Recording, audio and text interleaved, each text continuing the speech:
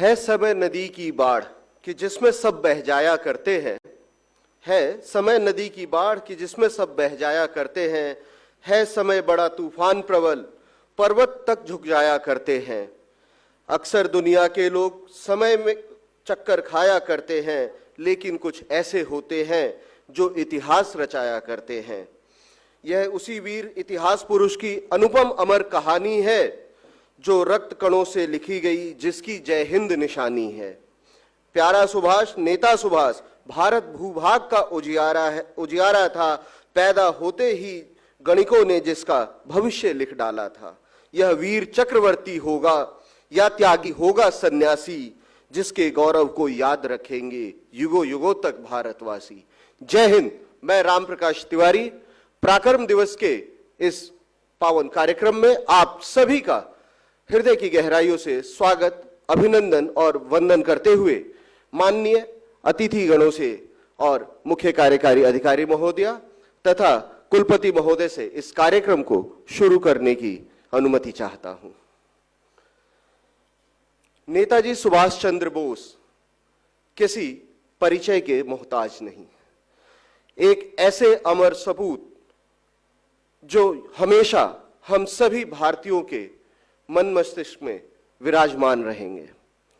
हमारा विश्वविद्यालय पराक्रम दिवस का यह कार्यक्रम पिछले कई वर्षों से मनाता आ रहा है और आज उसी कड़ी में हमारे मध्य हमारे दो मुख्य अतिथि और विशिष्ट अतिथि श्री सईद अंसारी जी और श्री राजेंद्र सिंह जी पधार चुके हैं।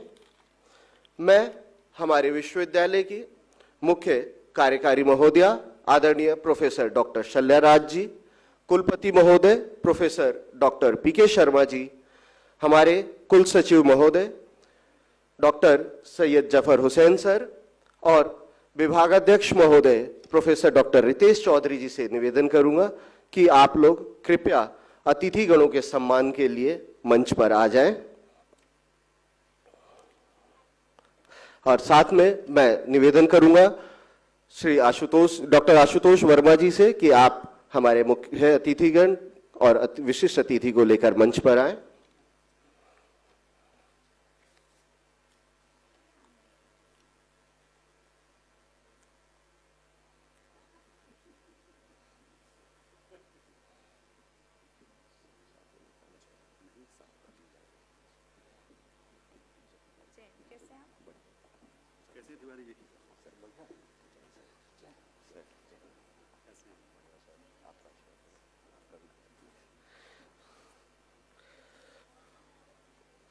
मैं पत्रकारिता विभाग के छात्राओं से निवेदन करूंगा कि वो पादप लेकर, जो हमारे शुभारती विश्वविद्यालय की परंपरा है अतिथियों को पादप देकर के उनका स्वागत करने की, उसी कड़ी में मैं मुख्य कार्यकारी अधिकारी महोदय से निवेदन करूंगा और कुलपति महोदय से कि आप श्री राजेंद्र सिंह जी जो हमारे प्रदेश के सूचना आयुक्त हैं, आप उनका पादप देकर स्वागत करें। आप सभी की जोरदार तालियां बजती रहनी चाहिए।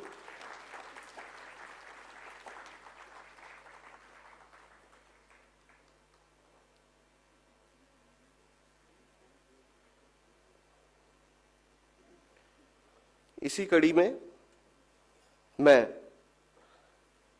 मुख्य कार्यकारी महोदया, कुलपति जी और कुल सचिव महोदय से, साथ ही विभागाध्यक्ष महोदय से निवेदन करूंगा कि आप हमारे विशिष्ट अतिथि श्री सईद अंसारी साहब का भी स्वागत करें पादप देकर।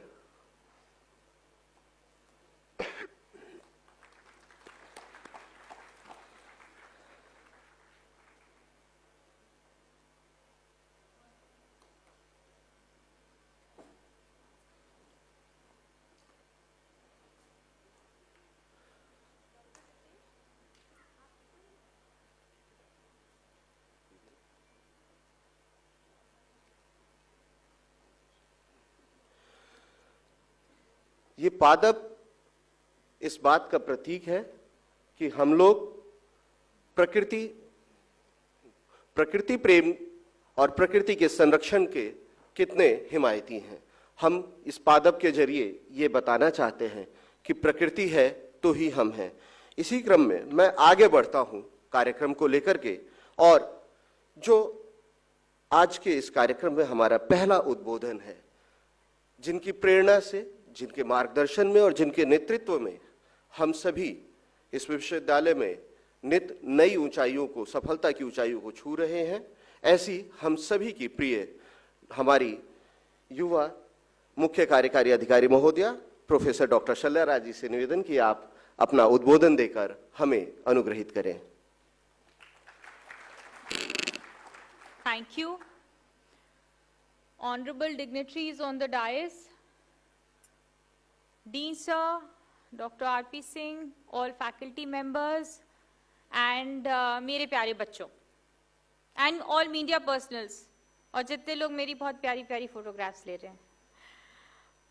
ये उद्बोधन फाउंडर सर का था, लेकिन क्योंकि मुझे बुलाया गया है, so I will want to say, हम कोई भी दिवस किसी को भी याद करने के लिए क्यों मनाते हैं? इसलिए कि उसकी याद ताज़ा हो जाए, हम उसको वो रिस्पेक्ट दे सकें जो रिस्पेक्ट उनको मिलनी चाहिए। नेताजी एक ऐसे व्यक्तित्व हैं जिनकी वजह से आज हम आज़ाद हैं। ये बात सदियों से दोहराई जा रही है, बार बार हमको बताई जाती है, लेकिन क्या उनके नाम पर एक दिवस मनाना इज़ इनफ? ये बात हमको सोचनी चाहिए। क्या सिर्फ जय हिंद कह देने से, एक बर्थडे मना लेने से, एक पराक्रम दिवस मनाने से हमारा कर्तव्य पूरा हो जाता है? ये बात हमको सोचनी चाहिए। नेताजी ने इस देश को किस लिए आज़ाद किया? इसलिए कि हम एक खुली हवा में सांस ले सकें, इसलिए कि हम इस देश को उस तरीके से एक्सप्लॉइट कर सकें जिस तरीके से आज एक्सप्लॉइट कर रहे हैं। कल मैं एक इंस्टाग्राम पे रील देख रही थी, क्योंकि अब सभी लोग देखते हैं, मैं भी देखती हूँ। I will not deny it कि मैं कुछ समय तो डेफिनेटली सोशल मीडिया पे मनाती हूँ कि प्रगति मैदान में एक बुक फेयर मनाया गया, और last day of book fair में लोगों ने कूद कूद करके सारी किताबें ऐसे छीन छीन करके निकाल ली।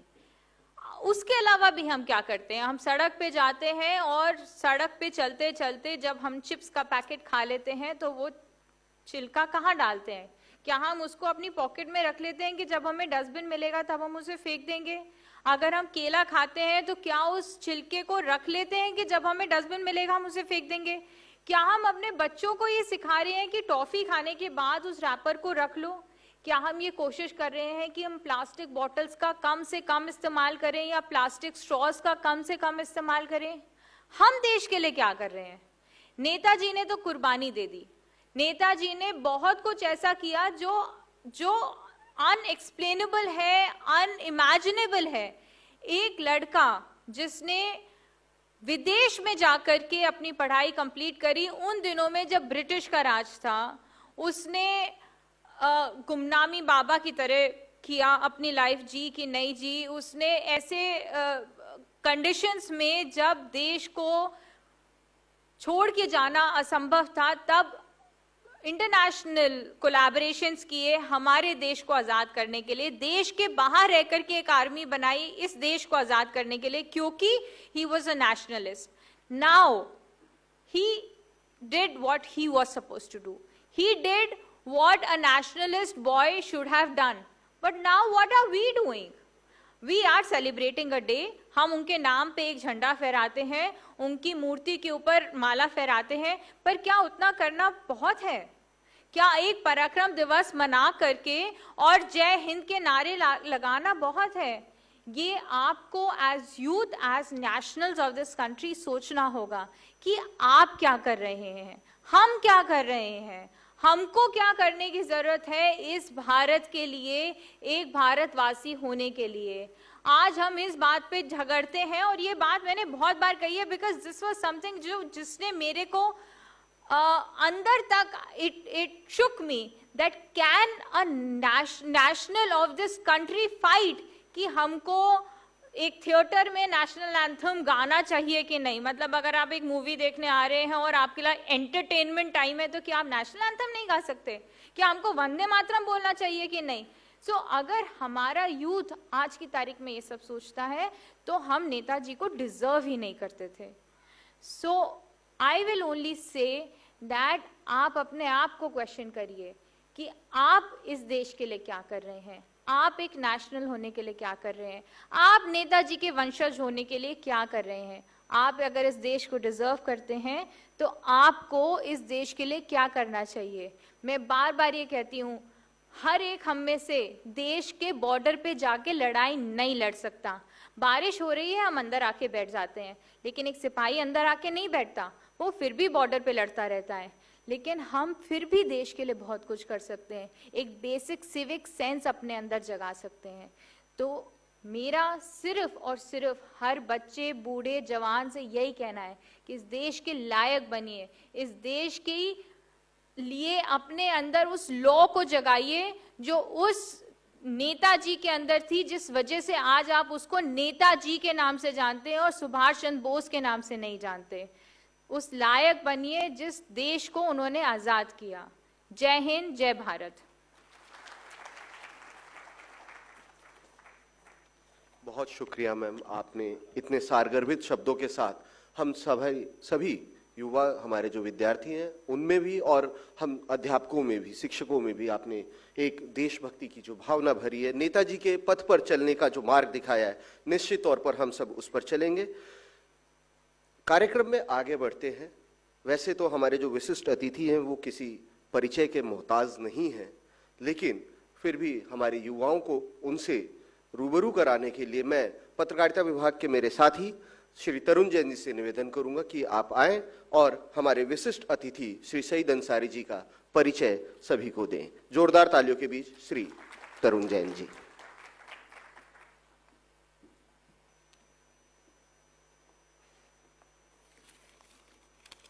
जय हिंद। हिंदी टेलीविजन पत्रकारिता के एक प्रतिष्ठित और अनुभवी नाम सईद अंसारी जी ने अपने पत्रकारिता करियर की शुरुआत 1997 में की थी। आपने प्रारंभिक दौर में दूरदर्शन और ऑल इंडिया रेडियो से जुड़कर न्यूज़ एंकर, रेडियो जॉकी और अनुवादक के रूप में कार्य किया है। इसी समय आपने कई डॉक्यूमेंट्री फिल्मों का निर्माण और निर्देशन भी किया, जिससे आपकी ग्राउंड समझ और प्रस्तुति क्षमता मजबूत हुई।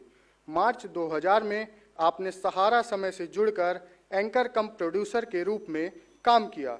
यहाँ आपने समाचार प्रस्तुति के साथ साथ कंटेंट निर्माण की जिम्मेदारी भी निभाई और लगभग 3 वर्षों तक महत्वपूर्ण भूमिका में रहे। दिसंबर 2003 में आपने स्टार न्यूज, वर्तमान एबीपी न्यूज में कार्यभार संभाला। यहाँ आपने प्राइम टाइम न्यूज शो प्रस्तुत किए और राष्ट्रीय स्तर पर एक सशक्त न्यूज एंकर के रूप में आपने पहचान बनाई है। जनवरी 2007 में आपने न्यूज़ 24 चैनल में प्राइम टाइम एंकर के रूप में कार्य किया, जहां आपकी स्पष्ट भाषा और तथ्यपरक प्रस्तुति, संतुलित विश्लेषण को विशेष सराहना मिली। 2012 की शुरुआत से आप भारत के प्रमुख समाचार चैनल आज तक से जुड़े हुए हैं। आपने यहां डिप्टी एडिटर और प्राइम टाइम एंकर के रूप में दस्तक और विशेष जैसे प्रमुख कार्यक्रमों का सफल संचालन किया है। आपने हमेशा स्टूडियो पत्रकारिता के साथ साथ जमीनी सच्चाई को भी प्राथमिकता दी है। आपके उल्लेखनीय योगदान के लिए आपको अनेक प्रतिष्ठित सम्मानों से नवाजा गया है। 2024-25 में आपको दिल्ली सरकार की हिंदी अकादमी द्वारा पत्रकारिता सम्मान प्रदान किया गया। इसके अतिरिक्त ENVA best anchor award, BCS रत्न बेस्ट एंकर सम्मान, नारद सम्मान, Amity university media excellence award जैसे कई प्रतिष्ठित पुरस्कार आपको प्राप्त हुए हैं। आपका नाम लिम्का बुक ऑफ रिकॉर्ड्स में भी दर्ज है, जहां आपने लगातार लंबे समय तक लाइव एंकरिंग कर एक रिकॉर्ड बनाया है। आपका पत्रकारिता जीवन इस बात का प्रमाण है कि निष्ठा, निरंतर अभ्यास, ईमानदारी से पत्रकारिता को एक मिशन के रूप में जिया जा सकता है। आप आज पत्रकारिता के विद्यार्थियों और युवा मीडिया कर्मियों के लिए प्रेरणा का स्रोत है। सर, आप सादर आमंत्रित हैं।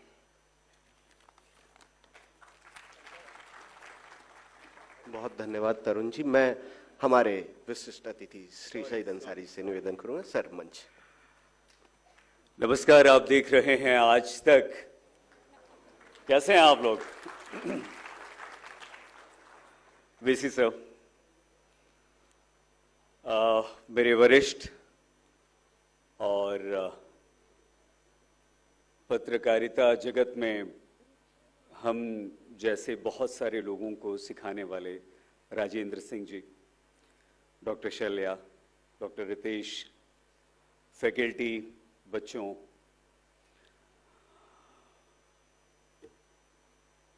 तुम मुझे खून दो मैं तुम्हें, बड़ा खतरनाक स्लोगन है ये, है या नहीं? डर लगता है ना इससे? हाँ या नहीं? जोर से बोलो यार। और मुझे तो बहुत ज्यादा लगता है। लाइट्स बंद करो ना यार, सामने वाली दो, ऊपर वाली, टॉप। अभी भी आ रही, ये वाली भी खतरनाक है।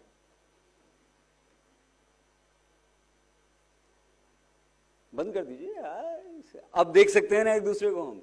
आप अरे फिर मुझे आप लोग दिख नहीं रहे थे, हम सो सॉरी, इसलिए हमने ये लाइट्स ऑफ करवाई। ठीक किया कि नहीं? तो तुम मुझे खून दो मैं तुम्हें आजादी दूंगा, ये बिल्कुल ठीक है। जब हम परातंत्र थे, हम गुलाम थे, ये बड़ा सोच के डर लगता है, ये शब्द से मुझे डर लगता है जो मैं अभी आपके सामने कह रहा हूं। लेकिन मेरा ये मानना है कि अगर नेताजी नहीं होते और नेताजी ये नारा नहीं देते, हम आपको और हमें आंदोलित नहीं करते, तो शर्मा सर मेरे जैसे जो डरपोक लोग हैं वो शायद उनमें जोश नहीं भरता। और कहते हैं कि जब समय काल परिस्थिति, राजेंद्र सर, हो सकता है उस समय ये बहुत जरूरी हो, तब नेताजी ने ये नारा दिया। हो सकता है कि आज हमें इस नारे की जरूरत ना हो और आज हम इतने अग्रेसिव ना हो। गरम दल और नरम दल सुना आपने, पढ़ा? मुझे इसमें कोई संकोच या डर नहीं है कि मैं हमेशा से नर्म दल का सदस्य रहा हूं मैम, और गर्म दल वालों से या गरम दल वालों से मुझे बड़ा डर भी लगता है। लेकिन नेताजी अगर हमें उस समय आंदोलित नहीं करते, अगर हमें ये नारा नहीं देते और मुझ जैसे डरपोक लोगों में जोश नहीं भरते, तो आज मैं दावे के साथ यहां पर आपके सामने कह सकता हूं कि हम आजाद नहीं होते। इसका कतई ये मतलब नहीं हुआ कि गांधी जी या उन जैसे दूसरे लोग थे जो अगर एक थप्पड़ कोई आपको मारे तो अपना दूसरा गाल भी आगे बढ़ा दीजिए, इस विचारधारा और इस भावना के लोग थे। मैं तो उन्हीं के साथ था और आज भी हूं। लेकिन मेरा यह मानना है कि एक वक्त, एक समय ऐसा आता है जब हमें अपने अधिकारों के लिए लड़ना पड़ता है। और गीता में भी कहा गया है, धार्मिक पुराणों में भी कहा गया है, ग्रंथों में भी कहा गया है, और लगभग सभी धार्मिक ग्रंथों में भी ये बात कही गई है कि अन्याय से अगर आपको लड़ना हो तो फिर आपको कई बार शस्त्र भी उठाना पड़ता है। बच्चों, दोस्तों, हमारी सोच थोड़ी सी अलग है। मेरा यह मानना है सर, शर्मा सर, कि अगर आप इस योग्य हैं कि अगर आप कोई भी अन्याय होता हुआ देखें, अपने साथ तो अन्याय कभी नहीं होने देना चाहिए, किसी और के साथ भी। अगर आप इस योग्य हैं कि उसे आप रोक सकते हैं तो आपको उसको रोकना चाहिए, आगे आना चाहिए।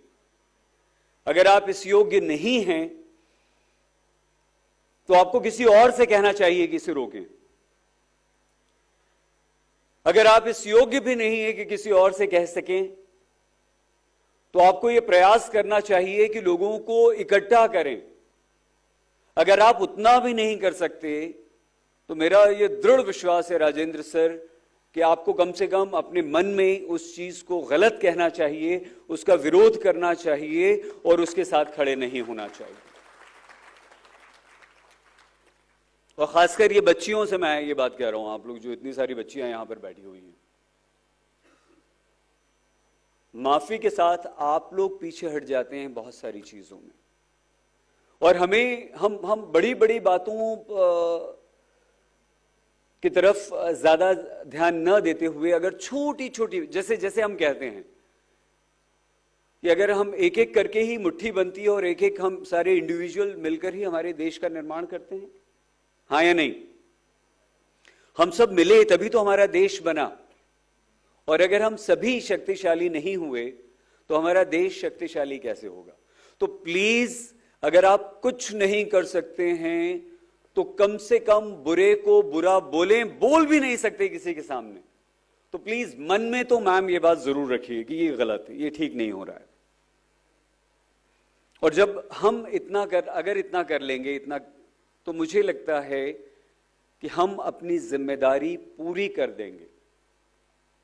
कोई जरूरी नहीं है कि हम झंडा लेकर सड़कों पर निकल जाएं, कोई जरूरी नहीं है कि हम धरना प्रदर्शन करें, कोई जरूरी नहीं है कि हम हीरो बने, लेकिन अगर हम मन से भी बुरे को बुरा कहेंगे, गलत को गलत कहेंगे, तो विश्वास कीजिए उसका असर होगा। आपकी जो फीलिंग्स होंगी, आपकी जो भावनाएं होंगी, आपकी जो एनर्जी होगी, वो दूसरे तक जरूर पहुंचेगी, और वो बुरा इंसान दूसरों तक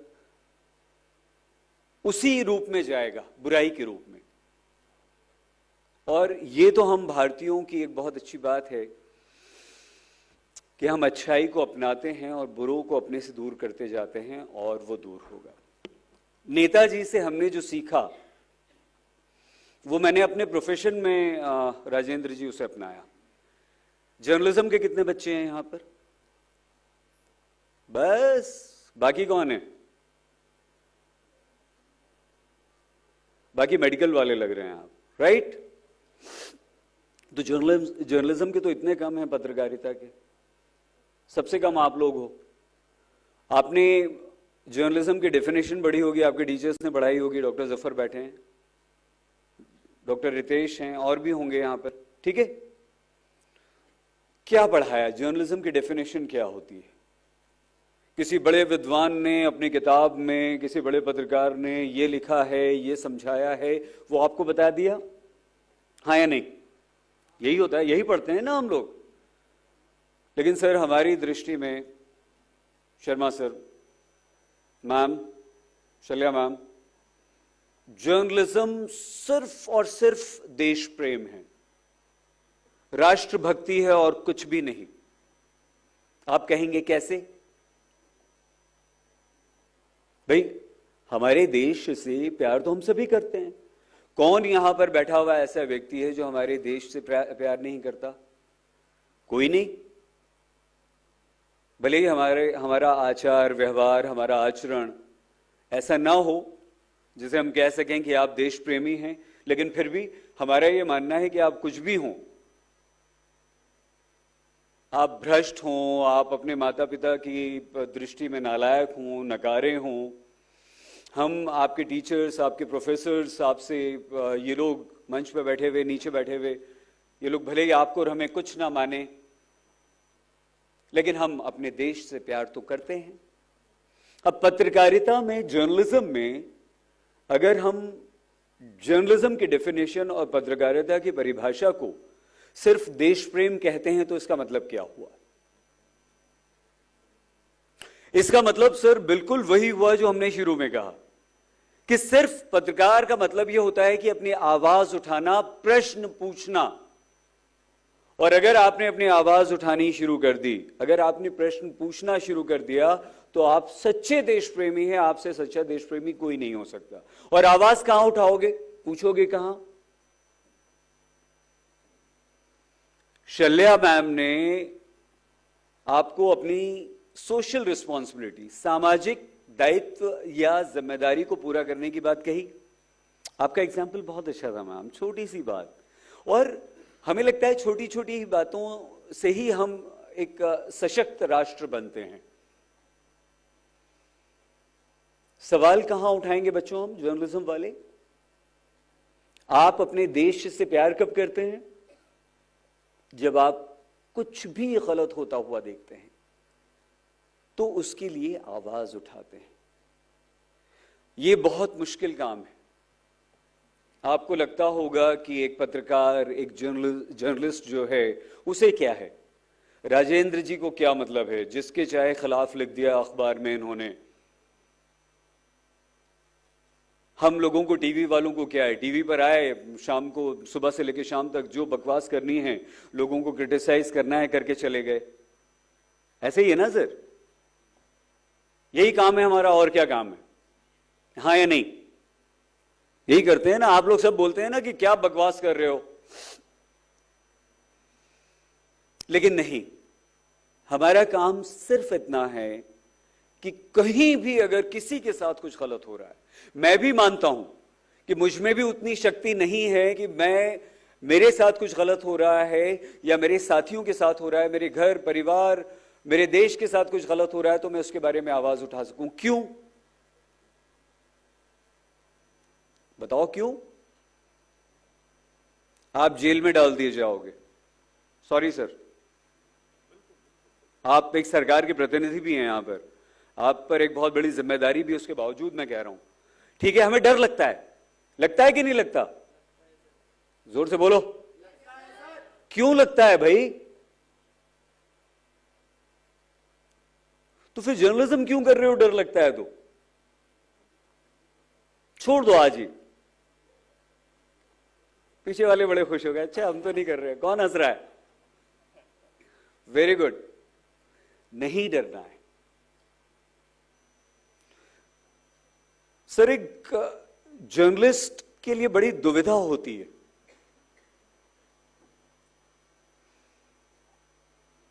हमें हमेशा दो चीजों का सामना करना पड़ता है। क्या कोई बताएगा आप बच्चों में से, ये 8-10 बच्चों में से? बताओ बताओ बेटा।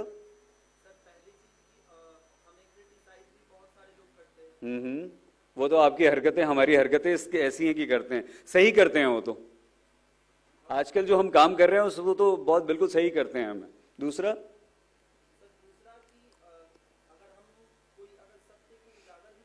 उस समय पे बहुत सारे लोग सपोर्ट में नहीं आते हैं, जिसके कारण बहुत सारे पत्रकार डर भी जाते हैं। अगर वो डरते नहीं है तो वो मारे जाते हैं।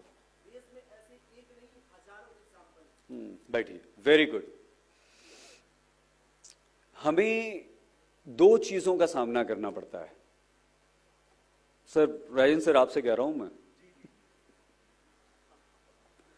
प्रशासन मतलब एडमिनिस्ट्रेशन, मतलब आपके कॉलेज में भी एक होगा ना एडमिन डिपार्टमेंट, आपकी यूनिवर्सिटी में है या नहीं? वहां वो लोग गुंडागर्दी करते हैं कि नहीं? मैम पीछे देखिए जरा, सर पीछे देखिए जरा। एडमिन आपका गुंडागर्दी करता है कि नहीं? ये व्हाइट कोट क्यों पहना आप लोगों ने? पूछ रहा हूं भाई, बताओ ना क्यों पहना, बताओ। अरे कोई बताएगा?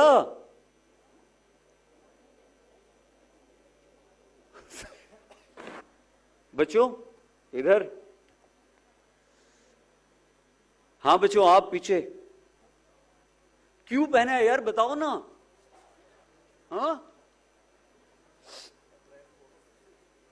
क्यों पहना है, बताओ बताओ, कोई तो बोलो यार।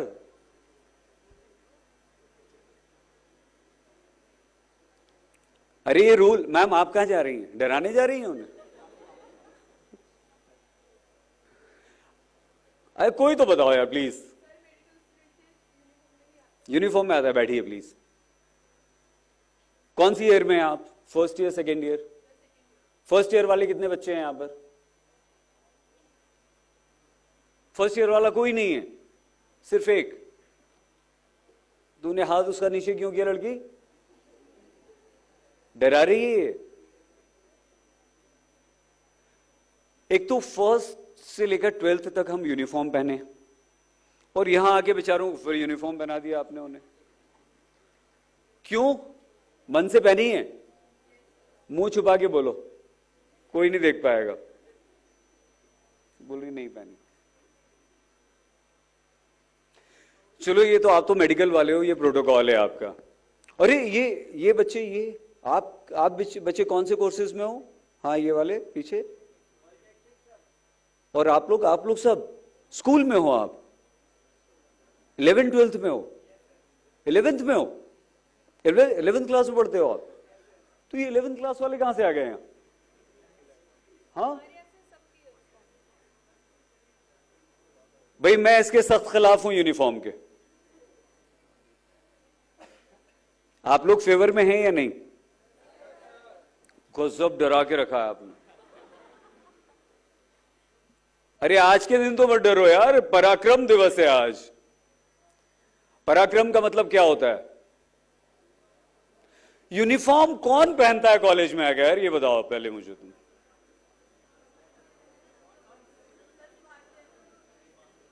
क्यों पहनते हैं ये बताओ?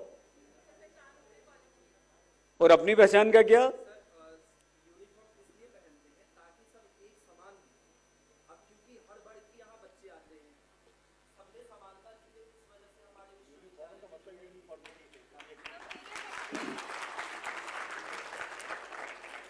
मैं तो इस बच्चे से बिल्कुल सहमत नहीं हूं भाई। कॉलेज में हम इसलिए आते हैं कि अपनी पसंद के कपड़े पहन सकें,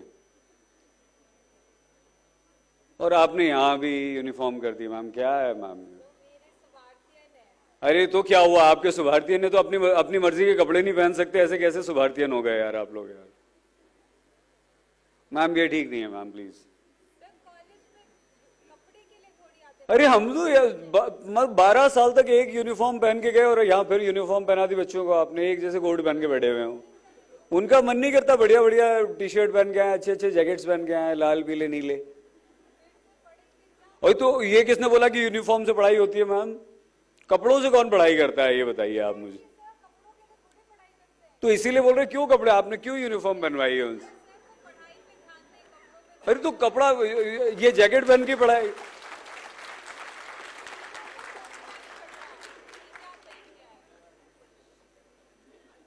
बताइए कोट पहनने की तो पढ़ाई हो जाएगी मैम? तो बिल्कुल ये यूनिफॉर्म, सबसे पहले आवाज उठाओ, यूनिफॉर्म नहीं चलेगी।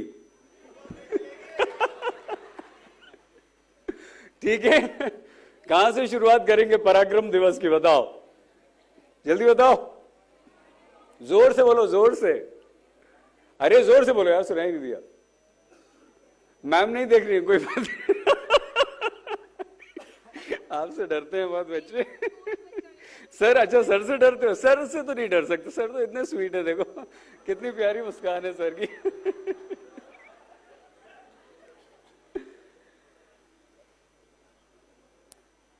तो भाई कॉलेज में तो यूनिफॉर्म नहीं पहननी चाहिए, मेरा ये मानना है। तो मैं आपसे हाथ जोड़ के निवेदन करूंगा कि आप प्लीज इन बच्चों की यूनिफॉर्म खत्म करवा दीजिए, इन्हें यूनिफॉर्म से मुक्ति दे दीजिए प्लीज। मैम निवेदन है हमारा, मानना नहीं, आप जज हैं, आप मालिक हैं, आपकी मर्जी। क्यों बच्चों, अपन डिमांड तो कर सकते हैं, अपनी मांग तो रख सकते हैं भाई। करना नहीं करना ये तो मैनेजमेंट के हाथ में, ये तो एडमिन के हाथ में है। तो हम ये कह रहे थे आपसे कि हमें आवाज उठानी चाहिए, और अगर पत्रकारिता, फिर से मैं आप लोगों पर आता हूं, पत्रकारिता का मतलब देश प्रेम है, तो वो देश प्रेम क्या है? वो देश प्रेम शुरू होता है आपके अपने घर से। कैसे? वो इस तरह से शुरू होता है सर, मान लीजिए आपके घर में कोई आपका हाउस हेल्प है, कोई मेड है, काम करने वाला माली है, कोई और है, या आपके आसपास कुछ इस तरह के लोग हैं जो काम करते हैं, जिनसे आपका रोज आमना सामना होता है, जिन्हें आप देखते हैं, जिनसे एक रिश्ता बन जाता है आपका बिना बात किए हुए, क्योंकि वो आपके साथ होते हैं। आपके घर में ही एग्जाम्पल ले लीजिए, अगर आप लोगों के घर में कोई मेड आती है और किसी दिन वो उदास नजर आती है, या किसी दिन उसके चेहरे पर आपको कोई चोट का निशान नजर आता है, और अगर आपने उससे नहीं पूछा कि तुम्हें क्या हुआ है, या आपने अपने ड्राइवर से, बाहर आपके आसपास काम करने वाले लोगों से नहीं पूछा कि आज वो ठीक क्यों नहीं लग रहे हैं या उन्हें क्या परेशानी है, अगर आपने ये महसूस नहीं किया तो आप देश प्रेमी नहीं हो सकते। अगर आपने आपने अपने आसपास के किसी व्यक्ति, ऐसे व्यक्ति से जो कमजोर वर्ग से है, कमजोर वर्ग का मतलब है जो गरीब है बेचारा, जिसके पास सुख सुविधाएं नहीं हैं, जो आप पर आश्रित है, आप पर निर्भर करता है, अगर वो तकलीफ में है, परेशानी में है और ये आपने महसूस नहीं किया, तो आप ये दावा नहीं कर सकते मैम कि आप देश प्रेमी हैं, आप अपने देश से प्यार करते हैं। क्योंकि अगर आप अपने देश के लोगों से प्यार नहीं कर सकते तो आप देश कैसे बनता है? जोर से बोलो यार। तो ये बात हम जर्नलिज्म वालों के लिए है, लेकिन मैं मानता हूं ये हमारे लिए बिल्कुल नहीं है, हम सभी के लिए है। हम आपसे सिर्फ ये कहना चाहते हैं बच्चों कि आपको सिर्फ अच्छा इंसान बनना है। अगर आप एक अच्छा इंसान बन गए तो आप बहुत अच्छे प्रोफेशनल तो बन ही जाओगे, आप जिंदगी में जो करना चाहोगे वो तो कर ही लोगे। और उसके सपोर्ट में शर्मा सर हम ये कहते हैं कि मैंने अपने जीवन काल में मेरे पूरे खानदान में, मेरे पूरे परिचित लोगों में कोई एक ऐसा व्यक्ति मैम आज तक नहीं देखा है जिसने जीवन में कुछ नहीं किया। मैं आपसे पूछ रहा हूं, सभी लोगों से, आपके पूरे परिवार में, पूरे खानदान में जितने लोगों को आप जानते हैं, कोई ऐसा व्यक्ति है जो भीख मांगकर अपना जीवन यापन करता है? एक व्यक्ति कोई हो तो बताओ। या कोई एक ऐसा व्यक्ति है जिसने जीवन में कुछ नहीं किया, जो नौकरी नहीं करता, जो बिजनेस नहीं करता, कुछ ना कुछ जरूर करता है, वो जिंदा रहने के लिए कुछ ना कुछ जरूर करता है, और हमारे देश ने, दुनिया का हर व्यक्ति जीवित रहता है। हमें जिंदा नहीं रहना है तो क्या करना है? जिंदा नहीं रहना है तो मर जाना है? पूछा क्यों नहीं आपने? क्या करना है बताओ? जिंदा नहीं रहना है तो क्या करना है?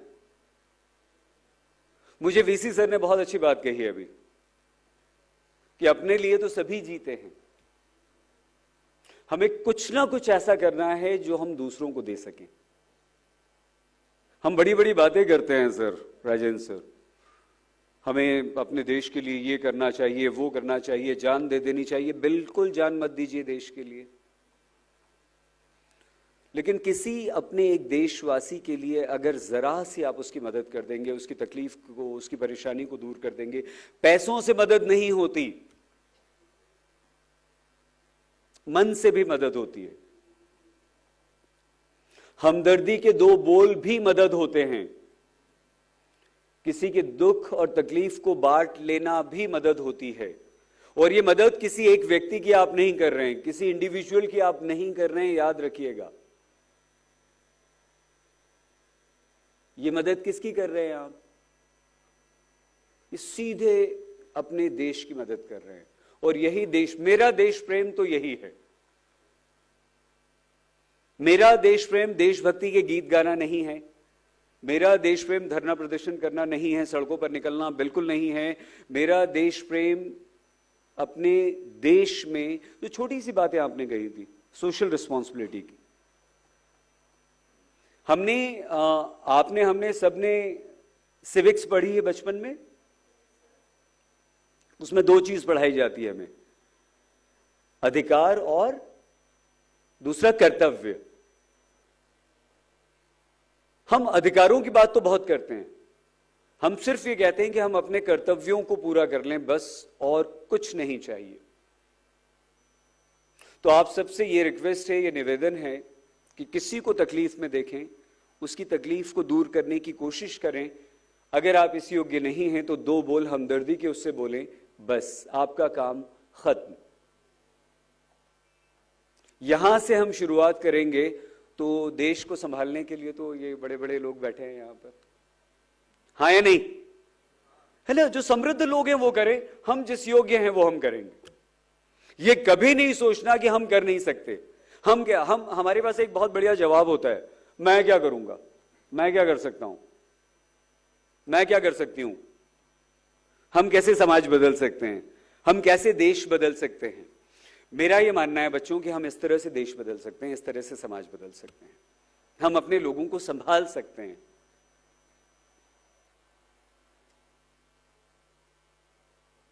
आप रास्ते में जा रहे हैं, आप अपने यूनिवर्सिटी, अपने कॉलेज के लिए आ रहे हैं, आपका एग्जाम है और आपके सामने कोई एक्सीडेंट हो गया, लोग उसे नहीं उठा रहे हैं, वो घायल है, उसे हॉस्पिटल पहुंचाना बहुत जरूरी है, आप क्या करेंगे? अरे पागल ये लड़का, फेल हो जाएगा, एग्जाम है जरा, यार पगला है क्या ये? नहीं बेटा, बिल्कुल हॉस्पिटल पहुंचाओ, हो जाओ फेल, कोई फर्क नहीं पड़ता, हो जाने दो 1 साल बर्बाद, कोई फर्क नहीं पड़ता।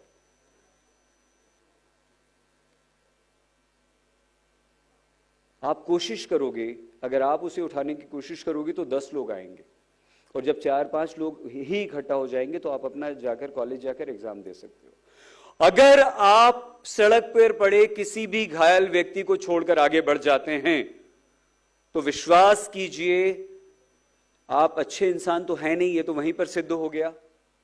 आपका हर दावा फेल है कि मैं देशभक्त हूं, मैं राष्ट्रभक्त हूं, मैं नेताजी सुभाष चंद्र बोस के बताए रास्ते पर चलता हूं, मैं महात्मा गांधी के बताए सिद्धांतों का पालन करता हूं, सब झूठ बात है आपकी।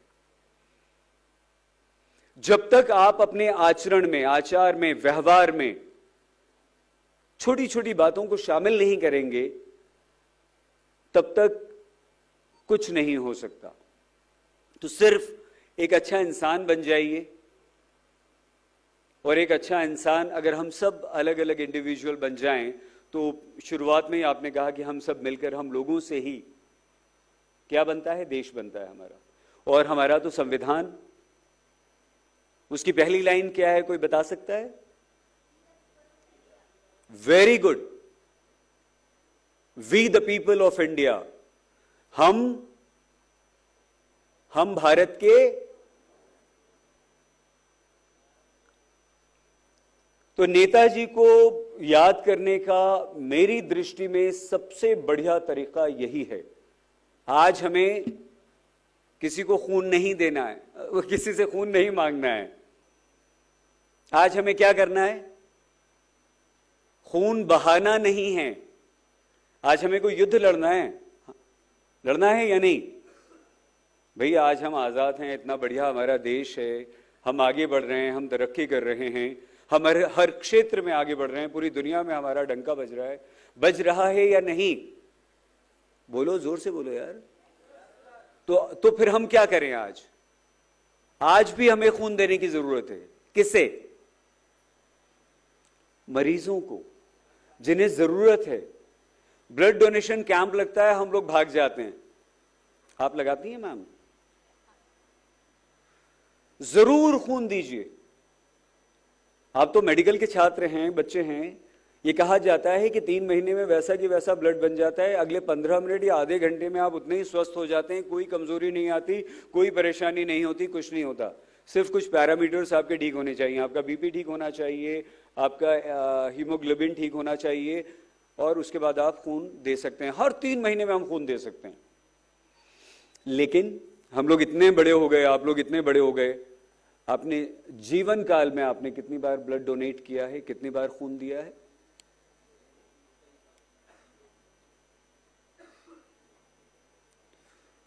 छोटी छोटी सी बातें हैं, छोटे छोटे से काम हैं। बहुत बड़ी बड़ी बातें, बड़े बड़े काम हमें नहीं करना है। जितना हम छोटा सा कर सकते हैं करना है। तो किसी को भी तकलीफ में देखें, मैं अपनी बात खत्म कर रहा हूं बच्चों, किसी को भी तकलीफ में देखें, उसकी तकलीफ को दूर करने की कोशिश करें। आप जिस योग्य हैं वो करें। बुराई हमने शुरुआत यहीं से की थी, बुराई को खत्म करने की कोशिश करनी चाहिए। हम उस योग्य नहीं हैं तो बुराई को बुरा बोलने की हिम्मत और साहस हम में होना चाहिए।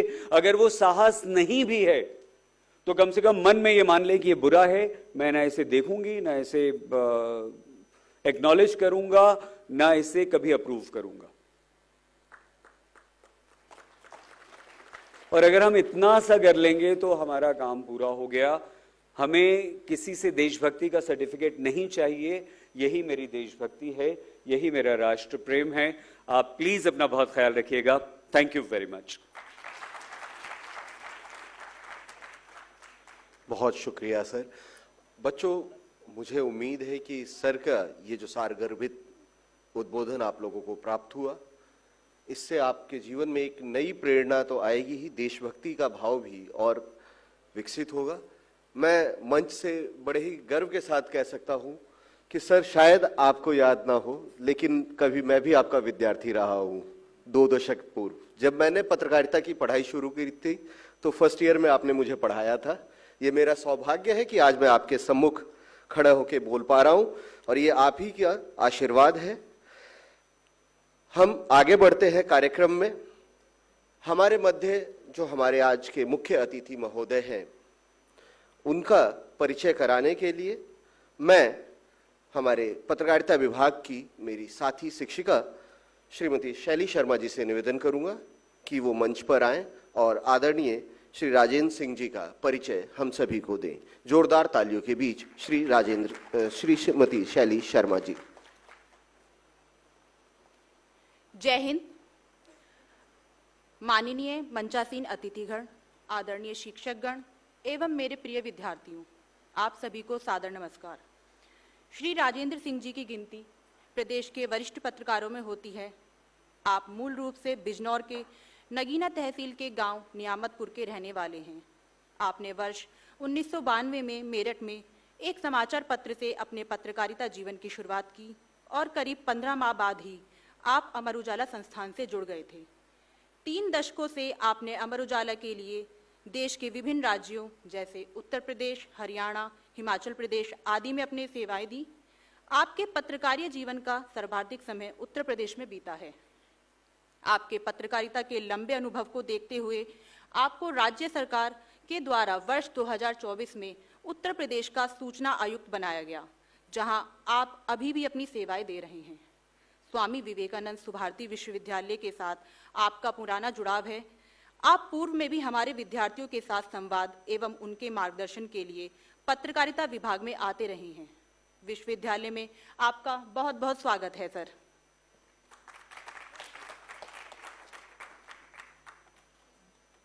बहुत धन्यवाद मैम। अब सर से निवेदन की सर कृपया। सभी को नमस्कार। इस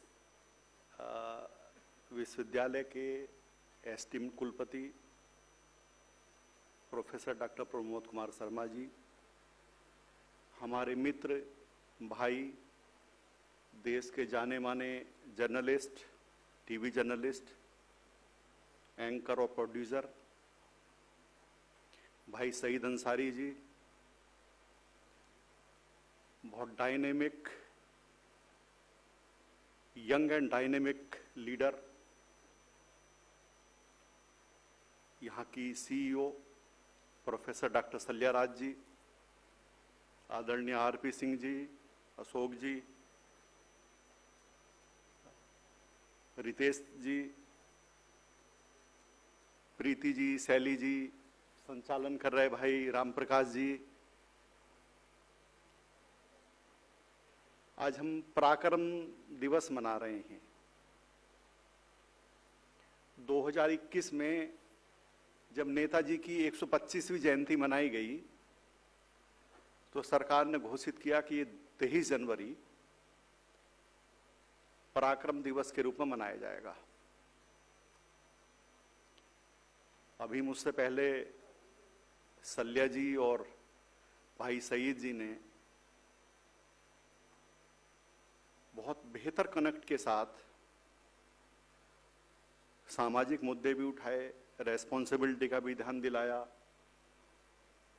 और ये भी बताया कि हमें कैसे देश निर्माण में हम कैसे अपनी भूमिका अदा करें। छोटे छोटे बिंदुओं से बहुत जुड़ाव वाले थे। मैं तो सिर्फ एक दो छोटी घटनाओं के साथ ज्यादा लंबा संबोधन तो नहीं करेंगे। मैं उस पराक्रम की तरफ आपका बस ध्यान आकृष्ट करना चाहता हूं ताकि युवाओं को ध्यान रहे कि हम पराक्रम दिवस क्यों मनाते हैं। बात है 9 फरवरी 1942 की। 1943 विश्व युद्ध चल रहा था, द्वितीय विश्व युद्ध। आप सबको मालूम है कि 1 सितंबर 1939 को सेकेंड वर्ल्ड वॉर शुरू हुआ था और 2 सितंबर 1945 को खत्म हुआ। 6 साल 1 दिन चला। एक तरफ जर्मनी, जापान और तब का सोवियत संघ, आज का रसिया, बाकी और भी देश थे, मतलब मेन जो लीड कर रहे थे। और दूसरी तरफ थे इंग्लैंड की अगुवाई में जापान, जर्मनी एक साइड में थे और दूसरी तरफ थे इंग्लैंड, उसके साथ थे अमेरिका और सोवियत संघ। आज जैसा शक्ति संतुलन उस समय नहीं था। जापान, जर्मनी, इटली एक साइड में थे। जब विश्व युद्ध शुरू हुआ, उससे पहले चलो आ जाते हैं पराक्रम पे।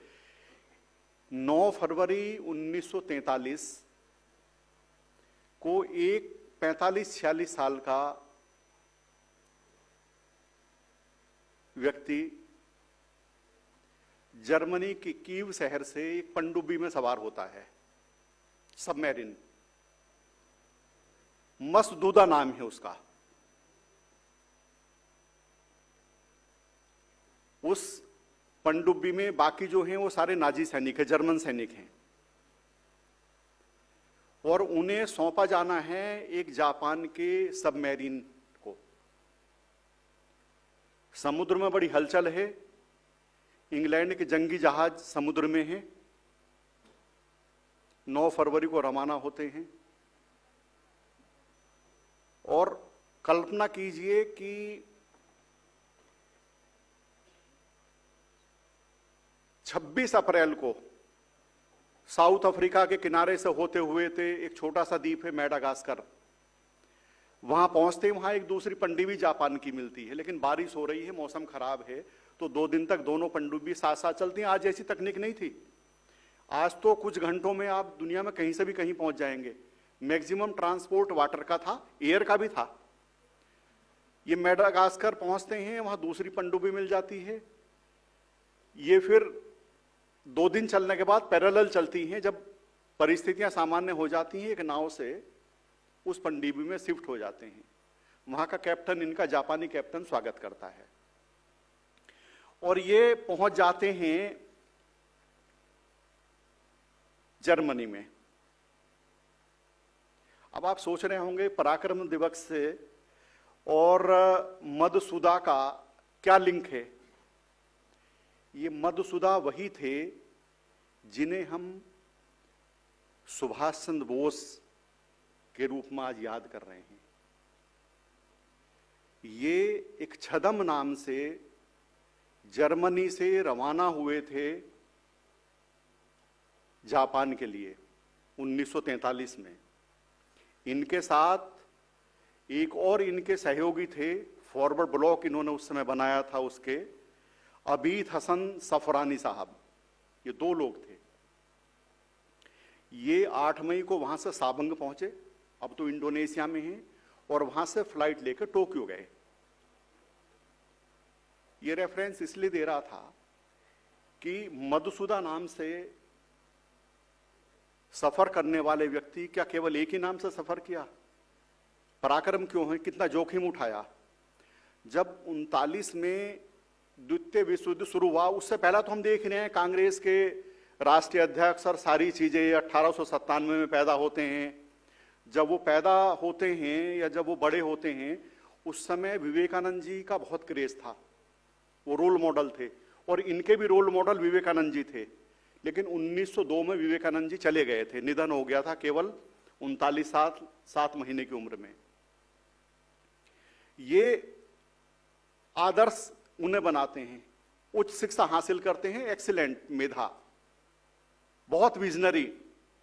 ये कहते हैं कि जब विश्व युद्ध शुरू हो गया तो इन्हें लगता है कि हमें जो दुनिया के कंट्राडिक्शंस चल रहे हैं, एक तरफ इंग्लैंड की अगुवाई में, दूसरी तरफ जर्मनी की अगुवाई में, हमें इन दुनिया के अंतर्विरोधों का लाभ उठाना चाहिए और हमें इन परिस्थितियों का अपने देश में इस्तेमाल करें। जो ब्रिटेन विरोधी, इंग्लैंड विरोधी लॉबी है, वो शायद हमारी मदद कर दे। इस उद्देश्य के साथ वो चाहते हैं कि वो जर्मनी जाके हिटलर से सहयोग मांगे।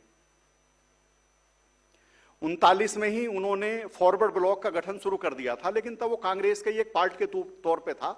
लेकिन 40 तक जाते जाते फॉरवर्ड ब्लॉक का गठन कर लिया। तो थोड़ा सा लेफ्ट ओरिएंटेड थे, इसलिए कांग्रेस से कुछ मतभेद रहते थे, सम्मान पूरा था। अब 1940 में लगभग गठन हो गया। 1941 आया तो ये 1940 में ही जुलाई में एक आंदोलन में कलकत्ता में गिरफ्तार कर लिए गए, प्रेसिडेंसी जेल भेज दिए जुलाई 40 में। और उससे पहले जो वायसराय थे भारत में इंग्लैंड के, उन्होंने भारत ये ऐलान कर दिया कि भारत भी विश्व युद्ध में हमारे साथ लड़ाई लड़ेगा, इंग्लैंड खेमे के साथ। कहीं विचार विमर्श नहीं किया। 1935 में भारत के कुछ मंत्री बने थे, एक एक्ट आया था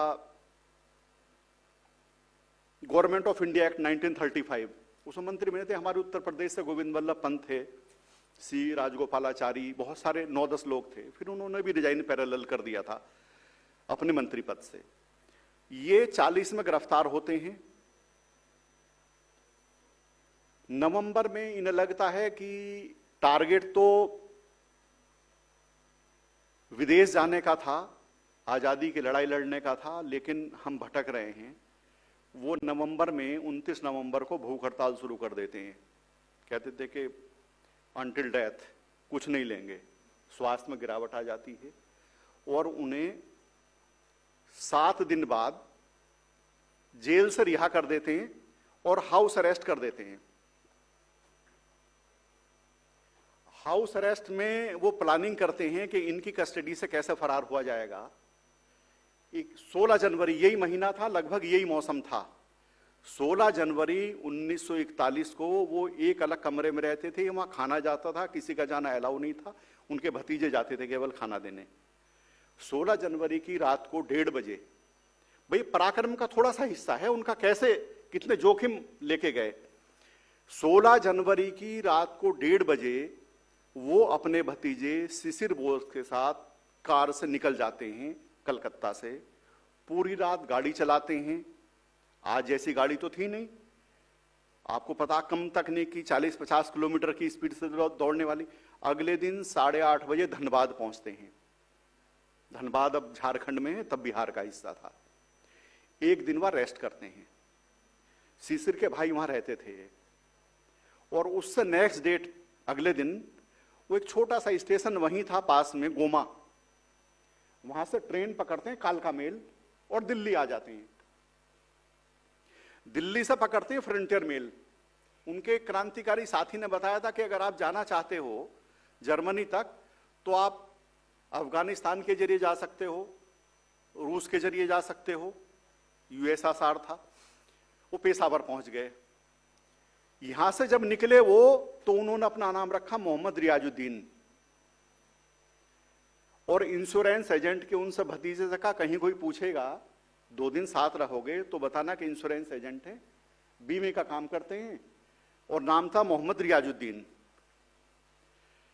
अब वो रियाजुद्दीन पहुंच जाते हैं फ्रंटियर मेल में बैठ के पेशावर। पेशावर में उन्हीं के फॉरवर्ड ब्लॉक के एक नेता होते हैं रियान अकबर शाह। और दूसरे होते हैं एक तलवार साहब थे, वो उनका स्वागत करते हैं और फिर प्लानिंग बनती है कि पेशावर से काबुल कैसे जाया जाए। जैसे काबुल पहुंच जाएंगे तो हम अंग्रेजों की सीमा से बाहर हो जाएंगे। अफगानिस्तान उनकी टेरिटरी में नहीं था, काबुल टेरिटरी में नहीं था अंग्रेजों की। वहां से ये पठान की ड्रेस पहनते हैं और गूंगे और बहरे बन जाते हैं, चूंकि पश्तो नहीं जानते थे, कहीं पूछताछ हो जाए।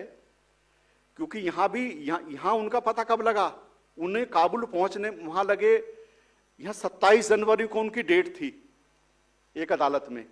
16 को फरार हुए, चकमा देके सुरक्षा में रहते थे पुलिसकर्मी, लेकिन जब सोए हुए थे रात को, ठंड थी, निकल गए। 27 जनवरी को जब कोर्ट में पेश नहीं हुए तो उनके भतीजों ने कहा कि वो तो लापता हैं साहब। अलर्ट हो गया पूरा अंग्रेज। काफी उस समय की लीडरशिप में, चूंकि देश के बड़े नेताओं में थे, 2, 3, 4 बड़े नेता थे, कांग्रेस के भी राष्ट्रीय अध्यक्ष रह चुके थे, पूरा इंटेलिजेंस बिछी हुई थी। तो ये पश्तो जानते नहीं थे, कहीं पूछताछ होगी तो कैसे जाएंगे। तो इन्हें कह दिया कि गूंगे और बहरे हैं और पठान की ड्रेस पहना दी।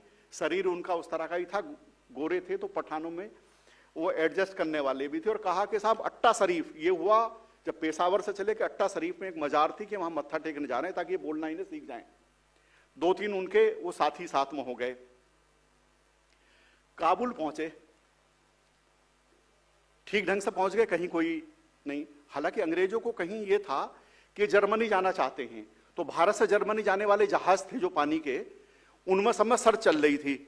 लेकिन ये वहां आराम से, अब ये काबुल में पहले गए वहां सोवियत संघ के दूतावास में, उन्होंने मदद नहीं की, क्योंकि उस समय कैम्बे उन्हें लगा कि कहीं ये ब्रिटिश के एजेंट ना हो और हमारे यहाँ पेनिट्रेशन करना आ रहे हो, तो उन्होंने हेल्प नहीं की। फिर ये जर्मनी दूतावास में गए, इन्होंने अपना मिशन बताया कि हिटलर से मिलना चाहते हैं, हम मदद करना चाहते हैं इस विश्व युद्ध में उनकी, और वो हमारी मदद करें। जर्मन दूतावास से इन्हें मदद मिलती। इन्हें एक सज्जन मिल गए, उन्होंने कहा आप एक इटालियन पासपोर्ट बनवाओ ताकि आपको कहीं दिक्कत ना हो। तो एक छदम नाम से इटालियन पासपोर्ट बनवाया गया और नाम रखा गया इनका आर्लोंडा मार्जेटा। आर्लोंडा मार्जेटा, इस नाम से इनका पासपोर्ट बना और ये काबुल से मास्को होते हुए ट्रेन में बैठ के बर्लिन पहुंच गए।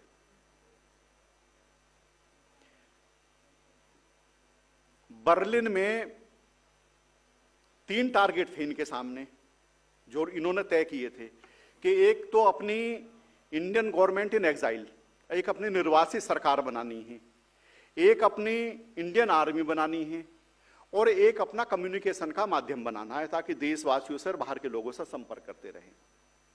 हिटलर से इस उम्मीद में मिले थे कि वो हमारी इंडियन गवर्नमेंट इन एग्जाइल को समर्थन दे देंगे, फिर हम वहीं से बैठ कर सरकार चलाएंगे। लेकिन हिटलर सहमत नहीं हुए। हिटलर से 2 बार मिले लेकिन उन्होंने सहमति नहीं दी, और वो इस विचार से भी सहमत नहीं किए कि जर्मनी में आप भारत की निर्वासित सरकार बनाओ। तो इनका पहला टारगेट निर्वासित सरकार बनाने का पूरा नहीं हो रहा था। दूसरा अपनी आर्मी के गठन का था। उन्होंने कहा साहब हम यहां भी आर्मी के गठन की आपको इजाजत नहीं देंगे। लेकिन तीसरे वाले पे सहमति बन गई कि आप अपना कम्युनिकेशन सिस्टम बना सकते हो। तो इन्होंने, जब सरकार नहीं बनी तो इन्होंने फ्री इंडिया करके जर्मनी में अपना एक सेंटर खोला, फ्री इंडिया सेंटर, थोड़ा बदलाव करके। फ्री इंडिया सेंटर की 2 नवंबर 1941 को पहली बैठक हुई। ये इसलिए महत्वपूर्ण है, मैं अभी बताऊंगा 1 मिनट बाद। इसमें 6 प्रस्ताव पारित हुए। ये बड़े महत्वपूर्ण प्रस्ताव हैं। पहला तो कि जनगण मन हमारा राष्ट्रगान होगा, आज भी है। दूसरा था हमारा झंडा तिरंगा होगा, लेकिन उसमें अब अशोक का चक्र है, तब उन्होंने शेर कहा था, शेर होंगे बीच में। तीसरा प्रस्ताव पारित हुआ कि हम अपनी इंडियन आर्मी बनाएंगे। चौथा था कि भारतीय संवाद में जय हिंद का इस्तेमाल करेंगे। जो आप लोग आज करते हो, ये 2 नवंबर 1941 को प्रस्ताव पारित किया था फ्री इंडिया सेंटर की बैठक में कि जब भारतीय एक दूसरे से को ग्रीट करेंगे तो जय हिंद बोलेंगे और सामने से भी जय हिंद बोलेंगे। तो जब यहां आए, सबने जय हिंद बोला, बाकी लोगों ने जय हिंद बोला, तो लग रहा था कि सुभाष चंद्र बोस हमारे आसपास ही हैं, उनका पराक्रम हमारे आसपास ही है। तीसरा था, जो सल्या जी कह रही थी कि नेताजी, उन्हें कहते हैं इसी बैठक में प्रस्ताव पारित हुआ था कि सुभाष चंद्र बोस को नेताजी का खिताब दिया जाए, और वो उसी दिन से नेताजी सुभाष चंद्र बोस हो गए। और चौथा था कि आजाद हिंद रेडियो की शुरुआत की जाए। 41 के लास्ट में ये रिजोल्यूशन हुआ और 19 फरवरी 1942 को आजाद हिंद रेडियो, आपका भी रेडियो है, सुभारती का भी, ये 1942 में जर्मनी से आजाद हिंद रेडियो की शुरुआत हुई। और पहला संबोधन दिया उन्होंने कहा कब तक आर्लैंडो मर्जिटा बने रहेंगे। उन्होंने कहा कि this is Subhash Chandra Bose speaking to you over Azad Hind radio, ये पहले शब्द थे उनके। और वो उनका पहला संबोधन, तब देश के बहुत लोग उनका संबोधन सुनने लगे थे, और जो सुनते थे वो फैलने लगा था। और अगले ही महीने, ये फरवरी 42 था, मार्च 42 में उन्होंने अपनी एक मासिक पत्रिका, मंथली जर्नल भी शुरू कर दिया। और भाई सईद जी, एक महीने में 5000 लोगों तक इसका सर्कुलेशन हो गया। क्या है कि उस समय जितने भी, जैसे अंग्रेज जो लड़ रहे थे, उसमें हमारी भारत के लोग लड़ रहे थे, जो अंग्रेजी सेना थी, ब्रिटिश इंडिया आर्मी कहा जाता था। अफ्रीका और तमाम जगह लड़ती थी, युद्धबंदी बहुत थे उस दौर में। तो इन्होंने उन्हीं लोगों को जोड़ना शुरू किया था जो युद्धबंदी थे, उन्हें पहले तौर पे अपना शामिल किया। तो जब सेना नहीं बनी तो उन्होंने इंडियन लीजन बनाया, एक सैन्य टुकड़ी कहते हैं लीजियन को, उसका एक विकल्प के तौर पे, ताकि नाम हो, हिटलर को दिक्कत भी नहीं हो। लेकिन इन्हें यह लगने लगा कि जर्मनी में दाल गलने वाली है नहीं, जो हमारा मिशन है असली। इस बीच में जो हिदेकी तोजो थे, प्रधानमंत्री रहे हैं 41 से 44 तक, जब सेकेंड वर्ल्ड वॉर चल रहा था जापान के, वो भारत की आजादी के लिए बोल चुके थे। तो जो पहला मैं बता रहा था, तब ये 9 फरवरी को 43 को वहां से रवाना हुए, और जाके इनकी 14 और 16 जून को, जो मैंने शुरू में बताया था, जो मसदू का नाम बताया था, वो इनकी जनरल तोजो से मुलाकात होती है। और देखिए, तोजो एग्री हो गए कि हम भारत की पूर्ण स्वतंत्रता का समर्थन करते हैं। 16 जून से उनके संसद का अधिवेशन था, उसका डायट नाम है उनकी संसद का।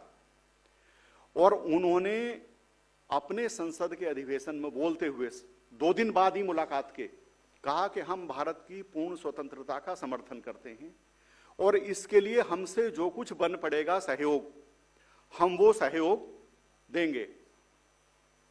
इस बीच 2-3 डेवलपमेंट हुए। सिंगापुर में अंग्रेज हार गए थे जापानी सेना से, तो सिंगापुर आ गया था जापानियों के कब्जे में। वहां लगभग 40,000 भारतीय युद्धबंदी जापान के हो गए थे।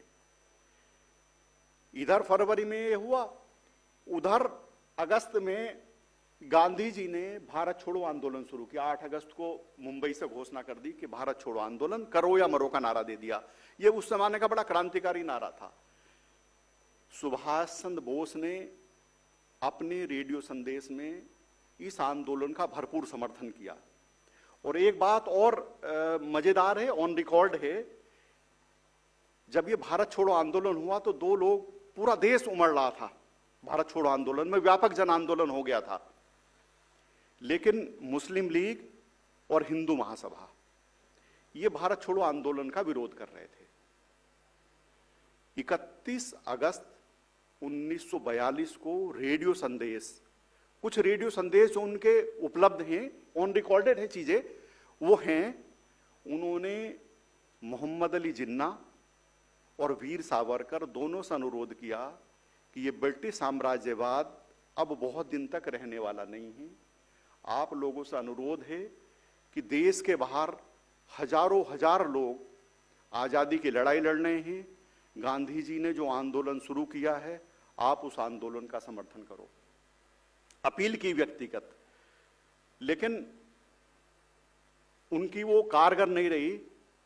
गांधी जी के लिए उन्होंने फिर 43 में एक बार रेडियो संदेश में कहा कि अगर हिंदुस्तान में किसी एक आदमी का नाम स्वर्ण अक्षरों में लिखा जाना चाहिए तो वो महात्मा गांधी हैं, जिस एक व्यक्ति के पीछे इतनी बड़ी उपलब्धि हासिल हो सकती है, इतना बड़ा आंदोलन जीता जा सकता है।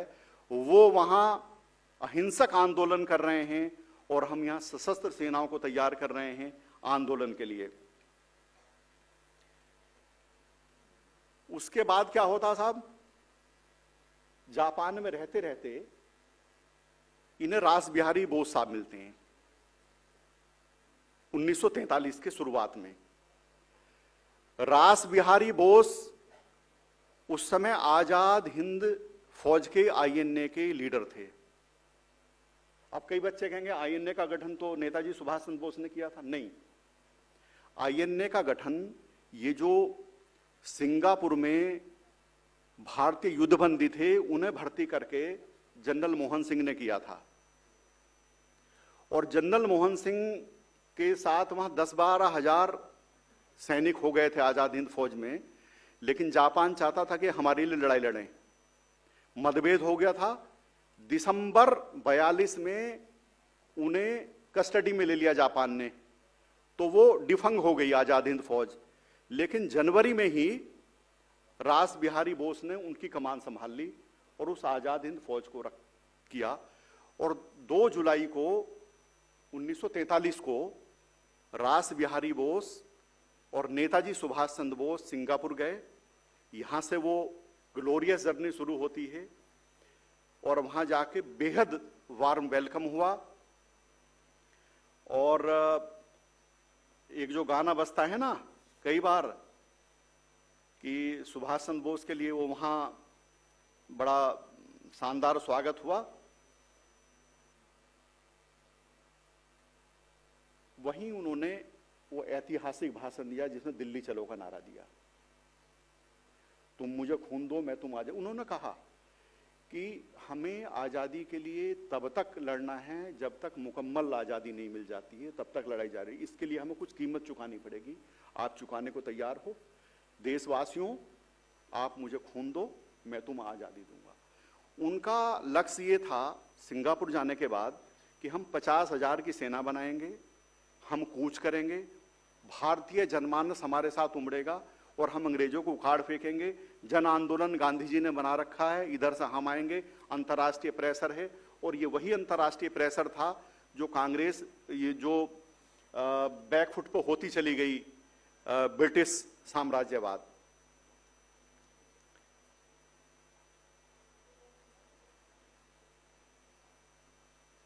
हालांकि जब 50,000 की सेना का वहां इन्होंने टारगेट रखा तो जापान ने कहा था कि हम 30,000 से ज्यादा को हथियार नहीं दे सकते।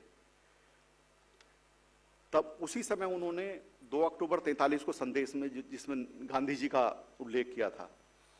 इस बीच क्या होता है कि दिसंबर 43 में अंडमान निकोबार से अंग्रेजों को बेदखल कर दिया जाता है। ये अंडमान निकोबार पहली इंडिपेंडेंट टेरिटरी थी आजाद हिंद की, जो अंतरिम सरकार बनाई थी आजाद हिंद सरकार, उसकी पहली टेरिटरी अंडमान निकोबार। जापानियों ने कहा नेताजी आपके हवाले। 100 मिलियन येन ऋण दिया था उस समय सरकार चलाने के लिए। यह भी कहा कि आप टैक्स भी वसूलोगे, आप सेना में भी अपनी भर्ती करोगे और प्रशासन भी आप चलाओगे और भी कुछ चीजें थी और डेवलपमेंट भी करोगे। इसके बाद जब ये अंग्रेजों से मुक्त हो गया और इसका नियंत्रण इन्हें दे दिया गया तो 30 दिसंबर 1943 को पहली बार पोर्ट ब्लेयर में, जहां सेलुलर जेल के पास जो मैदान है, वहां नेताजी सुभाष चंद्र बोस ने तिरंगा झंडा फहराया था इंडियन टेरिटरी में। ठीक है, हालांकि इसके बाद उन्होंने अपना हेडक्वार्टर रंगून शिफ्ट कर दिया। रंगून के बाद यहाँ मनाया जाता है मोइरंग दिवस। मैं पिछली बार मोइरंग दिवस में आया था। फिर मणिपुर इम्फाल की लड़ाई हुई 3 मार्च से और 18 मार्च तक 15 दिन की भीषण लड़ाई हुई। उसके बाद मोइरंग मणिपुर में वहाँ शौकत अली ने, इंडियन नेशनल आर्मी के जनरल थे, उन्होंने झंडा फहराया। वो युद्ध का परिणति अच्छी नहीं रही, जल्दी बारिश हो गई, हमें बैक होना पड़ा।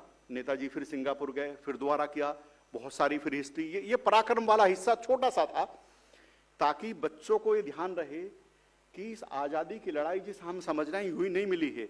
देश के अंदर भी और देश के बाहर भी ऐसे ज्ञात अज्ञात हजारों लाखों लोगों ने कुर्बानी दी है, अपने को होम किया है। और जो 5 रेजिमेंट बनाई थी सुभाष चंद्र बोस ने, उसमें हर जाति हर धर्म के लोग थे। कहीं सुभाष चंद्र बोस का विजन बहुत क्लियर था। वो छोटी चीजों पर मतभेद पे, कभी वैचारिक मतभेद को उन्होंने विवाद का विषय नहीं माना। गांधी जी से 40 की उनकी अंतिम मुलाकात थी, लेकिन गांधी जी के प्रशंसक अंत तक रहे। और उन्होंने पहली ब्रिगेड महात्मा गांधी ब्रिगेड बनाई थी अपनी, दूसरी नेहरू ब्रिगेड, तीसरी मौलाना आजाद, चौथी सुभाष ब्रिगेड, पांचवी झांसी रेजिमेंट, और रानी झांसी रेजिमेंट में बच्चों कैप्टन सहगल उसकी कैप्टन बनाई गई थी। लक्ष्मी सहगल कानपुर के रहने वाली थी, हम उनसे मिलने का सौभाग्य मिला। अब तो उनका निधन हो गया 8-10 साल पहले। जो सांसद रही हैं सुभाषनी सहगल, उनकी माताजी थी। तो बहुत शानदार ग्लोरियस दौर रहा उनका। और जब उनकी तो इच्छा ये थी कि लाल किले पे तिरंगा फहरे उनके रहते, लेकिन अब तो हम 70-80 बार फहरा चुके। और जब लाल किले से जय हिंद बोला जाता है, आप लोग जय हिंद बोलते हो, तो हमें लगता है कि सुभाष जी अपने ही पास खड़े हैं, हमारे बीच हैं। तो एक बार थोड़ा सुस्ती सी आ रही हो तो जय हिंद बोल दिया जाए। जय हिंद। गुड। जय हिंद का मतलब है आप सुभाष जी के देशभक्ति के जज्बे को याद कर रहे हो। बस एक संदेश जो 2 वक्ताओं के बीच से मैं थोड़ा सा कोशिश कर रहा हूं, देना था भाषण, लेकिन भाषण के बजाय फिर वो हमने थोड़ा सा समझाने। देश की आजादी की लड़ाई में दोनों धाराएं रही। शहीद साहब बता रहे थे कि गरम दल भी था, नरम दल भी था। वो कह रहे थे कि अगर वो होते तो वो नरम दल के समर्थक थे, मतलब गांधी जी वाली लाइन के थे। ठीक है, इट्स गुड। गांधी जी की सबसे बड़ी लाइन तो किसी की नहीं है। सुभाष चंद्र बोस ये कहते थे, मतलब अगर किसी एक व्यक्ति का बड़ा योगदान है, रेडियो संदेश में ऑन रिकॉर्ड है, जो पोस्टर जारी हुए थे उस पर स्लोगन भी गांधी जी का और सुभाष चंद्र बोस के ही थे उनके पोस्टरों पे। गांधी जी से अलग कभी नहीं किया। कुल मिला के एक ये विषय कि वैचारिक भिन्नता कभी विवाद का विषय नहीं होनी चाहिए।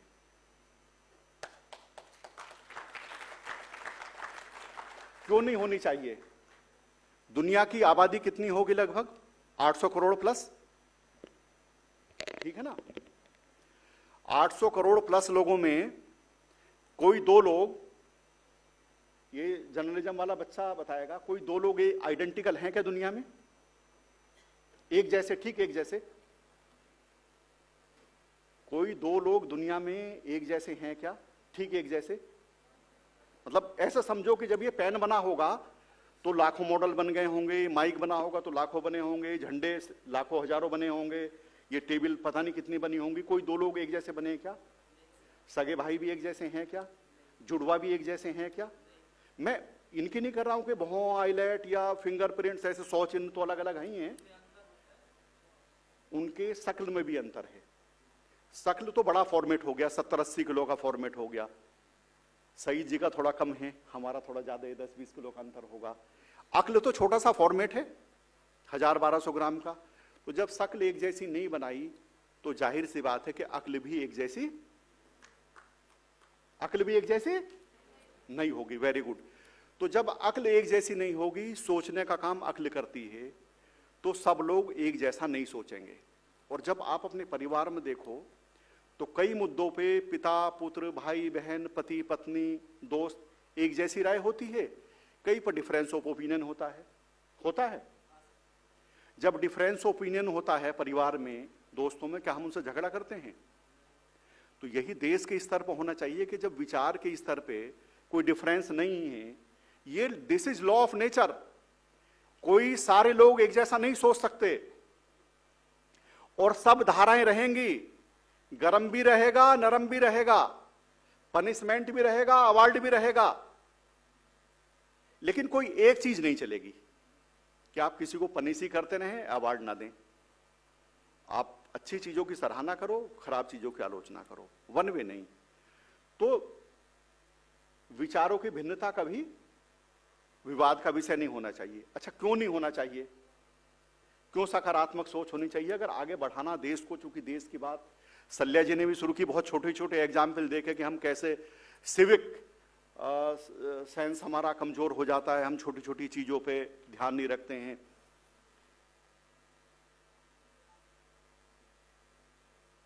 हम आपस में लड़ लेते हैं, कई बार विवाद हो जाता है।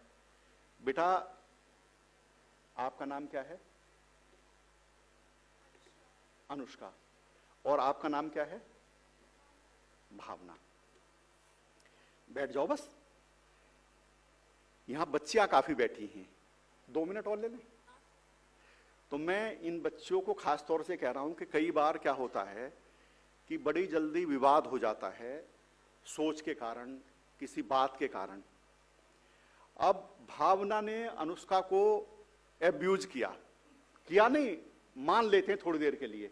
आप जर्नलिज्म के स्टूडेंट हो, हाँ, हो भी सकता, लेकिन किया नहीं। अब अनुष्का दिन भर अपसेट, घर गई, यहां तो चलो हॉस्टल में रहते हैं, अगर डे स्कॉलर हो, घर गए तो मम्मी से कहा मैं आज अपसेट हूं, मैं खाना भी नहीं खाऊंगी, मैं देख लूंगी अनुष्का की बच्ची को कल। अपने दोस्तों को भी फोन कर दिया। गलती किसने की थी? एब्यूज किसने किया था? अनुष्का ने। और अपसेट कौन है? गलती की थी भावना ने, और अपसेट कौन है? अनुष्का। अनुष्का, ये बताओ, जिसने गलती की वो अपसेट हो, आपने तो कोई गलती की नहीं, आप क्यों अपसेट हो रही हैं? अरे भाई, ये मानो कि जिसके पास जो चीज है वही तो दे सकता है, ठीक है ना? लेकिन लेने वाले के भी तो ऊपर निर्भर है कि देने वाले के ऊपर तो नहीं ना। अरे भाई, कोई चीज आपको कोई दे रहा है, आप नो थैंक्स कह के बस ओके डन। भाई, कोई चीज आपको दे रहा है, जिसके पास जो है वही देगा। मेरे पास पेन होगा, मैं किसी को पेन दे सकता हूं। मेरे पास कड़वे शब्द होंगे, मैं कड़वे शब्द दे सकता हूं। जो सईद जी भी भावना का खेल बता रहे थे, पूरा सोच का, माइंड का, जो आप सोच रहे हो अपने लेवल पे। अगर बुराई का विरोध नहीं कर सकते हो तो कम से कम किसी से कहोगे बुरा हो रहा है, नहीं कह सकते तो अपने ही मन में कहोगे गलत हो रहा है, ऐसा नहीं होना चाहिए, वो चीजें जाएंगी। तो देने वाले ने दिया, लेने वाला ने लिया और अपसेट हो गया। कुछ नहीं, अपनी पर्सनालिटी का रिमोट अपने पास रखो। अगले दिन अनुष्का आई कि सॉरी भावना आई, सॉरी अनुष्का, गलती हो गई, मैं बस बहुत टेंशन में थी, मुझे एक टीचर ने डांट दिया था, मैं कुछ कह नहीं सकी, सॉरी। तू तुझसे बढ़िया लड़की तो पूरी स्कूल में नहीं, तू सबसे हैंडसम, सबसे स्मार्ट, सबसे इंटेलिजेंट। और बस अनुष्का चढ़ गई ऊपर अपना पूरा खुश। जब चाहें आपको खुश कर दें, जब चाहे आपको अपसेट कर दें, तो आप क्या बचा फिर? आपकी पर्सनालिटी आपके हाथ में होनी चाहिए, ठीक है? दूसरा क्या कह रहा है, इससे प्रभावित नहीं होना चाहिए, मतलब एक जनरल। और सकारात्मकता, बच्चे बैठे हैं तो इसलिए भी कि सोसाइटी में नकारात्मकता बहुत है, बुराई बड़ी जल्दी फैलती है, अच्छाई देर से फैलती है। इसलिए कई लोगों को क्या है कि नकारात्मकता इतनी हो गई कि बुराई सुनना अच्छा लगने लगता है, और कोई हमारी तारीफ करने लगे तो हमें वो भी अच्छा लगता है, भले ही झूठी कर रहा हो, ठीक है ना? जल्दी चढ़ जाते हैं, जल्दी अपसेट हो जाते हैं। सकारात्मकता ये रखो, ना तो निगेटिविटी से परेशान हो, ना किसी की झूठी प्रशंसा से अपने आप को स्थिर रखो। दूसरे क्या है कि खुद पॉजिटिव रहो, खुद पॉजिटिव रहो। डॉक्टर साहब बैठी, एक साइंस का रूल है, हम सब जानते हैं, जो भी जिन्होंने साइंस पढ़ी होगी, कि एनर्जी कंजर्वेशन थ्योरी होती, ऊर्जा संरक्षण का सिद्धांत, जिसमें कहते हैं कि energy neither can be produced nor can be destroy, it can be transfer from one form to, yes सब जानते हैं। तो जो हम बोल रहे हैं, दिस इज साउंड एनर्जी। बहुत सुंदर दोनों लोगों ने बोला, दैट वाज साउंड एनर्जी। ठीक है, जो सईद जी कह रहे थे, मैं उसे दूसरे और शब्दों में रिफाइन कर रहा हूं कि यह नष्ट नहीं होगा। इसलिए कह रहे हैं कि अगर बुराई का आप खुद विरोध नहीं कर सकते, दूसरों से कहो, तीसरों से कहो, एकजुट करने की कोशिश करो। और ये भी यही करते हैं कि जो हो रहा है उसका ढिंडोरा पीट देते हैं, ताकि लोग जाके अपने आप ही फिर शुरू कर दें। बहुत सारे लोग ये उस भूमिका को निभाते हैं। और जब ये बोल रहे थे तो इनका एक शानदार एंकर यहां सबसे कनेक्ट करते हुए दिखाई भी दे रहा था। तो वो एनर्जी नष्ट नहीं होगी, यानी जो हम शब्द बोल रहे हैं वे नष्ट नहीं होंगे, वो पूरे वायुमंडल में चले जाएंगे। अब जैसा हम कोई चीज मारे, बॉल सामने तो लौट के आती है हमारे पास, ऐसे ही शब्द भी लौट के फिर आपके पास ही आते हैं। आप अगर, और कैसा आते हैं कि जो जैसा ग्रुप होता है वैसे ही शब्द भी, एनर्जी एक जगह इकट्ठा हो जाती है। जैसे बच्चे होते हैं ना, एक नेचर के बच्चे एक जगह दोस्त बन जाते हैं, ऐसे विचारों में भी दोस्ती हो जाती है। तो अगर आप बढ़िया पढ़ रहे हो, तैयारी कर रहे हो, कोई सिविल सर्विसेज कर रहा है, तो वो सारे आपके पास आ जाएंगे, वो विचार आपको घेर लेंगे, आपको आगे बढ़ा देंगे। लेकिन अगर निगेटिव विचार होंगे तो निगेटिव आके घेर लेंगे। जैसे एक माना कोई ड्रग एडिक्ट है, कोई शराबी है, उसकी शराब क्यों नहीं छूटती? क्योंकि शाम होते ही सारे दोस्त घेर लेते हैं कि आज फला जगह बैठना है। वो सारे फीलिंग्स, विचार वही जाने लगते हैं, और फिर आते हैं विचार, जाते हैं, आते हैं, कहते हैं नहीं चल अब उठ, जैसे ही आया फिर भटक जाते हैं। एक बार एक कोई संत थे, उनका एक शिष्य, बड़े योग्य शिष्य थे, एक शिष्य शराबी हो गया। तो संत जी बड़े अपसेट कि यार इतने अच्छे अच्छे शिष्य, शराबी कहाँ कमी रह गई। तो कुछ दिनों बाद वो दिन में ही शुरू होने लगा, सुबह 5-6 बजे और रात के 11 बजे तक, जब भी मौका लगे। एक दिन वो संत जी उनके गांव में पहुंच गए सुबह अर्ली मॉर्निंग 5 बजे, और उनके घर के बाहर एक पोल था, पोल। उस पोल को जाके, लोहे का पोल था, पकड़ लिया और शोर मचा दी कि छुड़ाओ छुड़ाओ। तो लोग इकट्ठे हो गए, अरे साहब आप तो, बिजली भी नहीं आ रही, पोल भाई पकड़ लेगा किसी को? क्यों नहीं, पोल नहीं पकड़ रखा है, छोड़ ही नहीं रहा पोल। तो वो उनका शिष्य को जगाया गया कि साहब महात्मा जी को तो पोल ने पकड़ लिया। कहा गुरुजी पोल तो बेजान है, ये कैसे पकड़ लेगा? क्योंकि शराब में ही कौन सी जान है? जब तू कहता कि शराब ने पकड़ रखा, छूटती नहीं है, तो मुझसे भी नहीं छूट रहा है, तू भी छोड़, मैं भी छोड़ देता हूं। इसलिए हमेशा सकारात्मक विचार। और जो बेटियां बैठी हैं, मैं इनके लिए जरूर ये कहूंगा कि आप लोग, ये नेचर जो है ना, इस समय आपके साथ अनदेखी हुई है बहुत लंबे समय तक। आपको आपके ड्यू राइट से वंचित रखा गया सैकड़ों सालों तक। नेचर आपको एक्स्ट्रा बेनिफिट देने के लिए तैयार बैठी हुई है। सेना में कमीशन अफसर नहीं बनाते थे, सुप्रीम कोर्ट ने स्वतः संज्ञान लिया, का कमीशन अफसर बनाओ। फिर वो फाइटर प्लेन नहीं दे रहे थे, फिर कहा कि इन्हें फाइटर प्लेन भी दो। तो मैं एक रियर एडमिरल का नेवी के इंटरव्यू सुन रहा था कि जब से लड़कियां आई हैं, एक सेना के जहाज के ऊपर एयरक्राफ्ट होते हैं, वो लड़कियां संचालित कर रही हैं। तो वो उन्होंने कहा कि जब से ये लड़कियां आई हैं, हमें तो एक्सीलेंट फोर्स मिल रही है। हमारे बॉर्डर की पूरा जो बांग्लादेश वाला है ना, एक सेना की महिला अफसर ही सारी निगरानी कर रही है DGBSF के तौर पे। पिछला जो रिजल्ट था PCSJ का, उसमें 52% लड़कियां सेलेक्ट हुई हैं पूरे प्रदेश में। रिजर्वेशन 30% था कि 33%। और सईद जी ने बहुत कवरेज की थी, संसद में भी 33% का रिजर्वेशन पारित हो गया महिलाओं का। जब 29 में गुंजाइश बनेगी तो ढूंढा जाएगा कि कहीं सांसद विधायक बनने के लिए कोई है या नहीं है।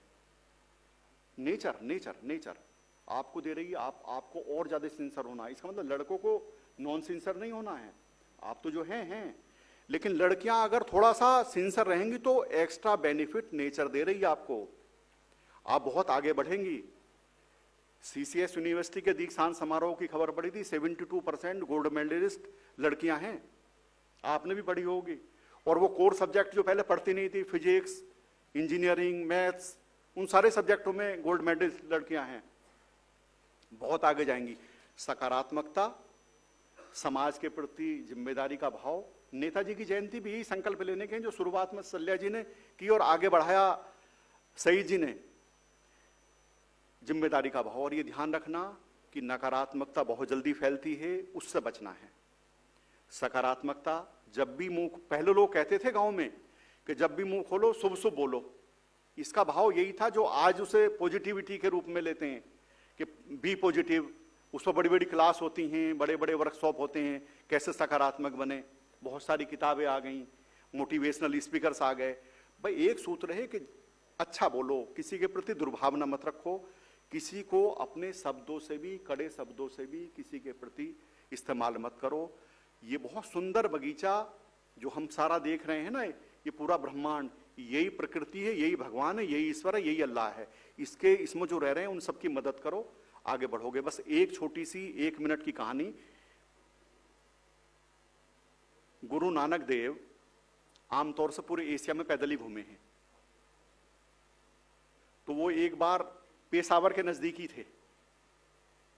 तब पंजाब बड़ा प्रदेश था, मतलब हमारी तरफ तो ये पूर्वी पंजाब हमारे पास है, पश्चिमी पंजाब उधर है, वो और बड़ा था। वहां से निकलते हुए पेशावर की तरफ चले गए। एक गांव में उनका, वो गांव में रुक जाते थे जहां में, एक गांव में उनका मन था कि रुकेंगे 1-2 दिन, यहाँ लोगों के साथ सत्संग करेंगे। उनके साथ उनके एक शिष्य रहते थे मर्दाना, वो मुस्लिम थे, सबसे प्रिय शिष्यों में वही थे। तो गांव के लोग बड़े दुष्ट थे, उन्होंने जाती उनकी मजाक बना ली कि वो बाबे आया है, और खूब अपना कमेंटबाजी, टिप्पणियां, व्यंग करने लगे।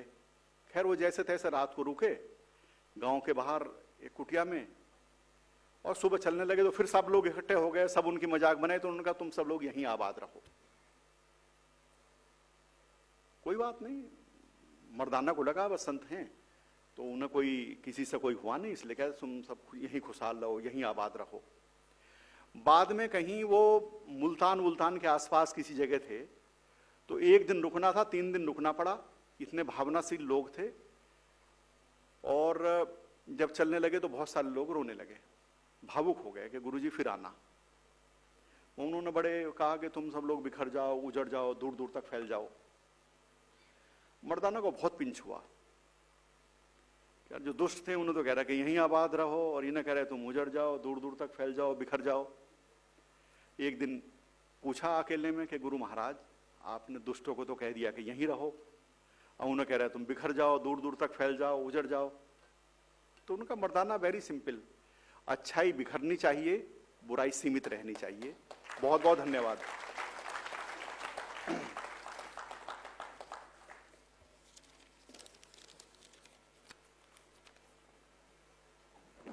बहुत धन्यवाद सर आपका। आपको जितना देर सुने उतना कम ही लगता है, इतनी ज्ञानवर्धक सार्थक बातें आप बताते हैं कि मन अभिभूत हो जाता है और मन करता है और सुनते रहें। इसी कड़ी में मैं पत्रकारिता एवं जनसंचार विभाग के आदरणीय विभागाध्यक्ष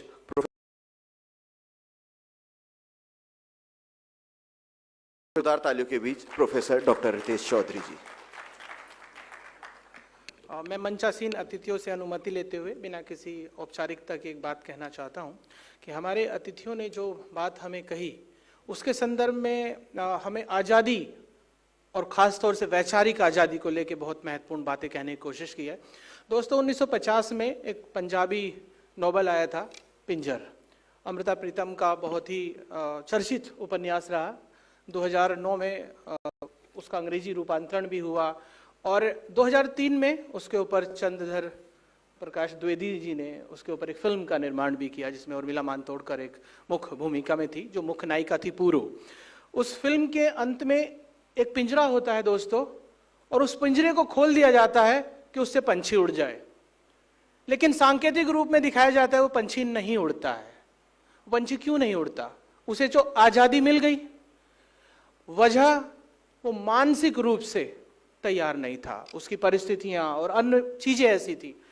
सईद जी ने अपने संबोधन में जब हमको ये बात कही कि हम यूनिफॉर्म में क्यों हैं, हम एक रूपता में क्यों हैं, उसके मायने व्यापक हैं।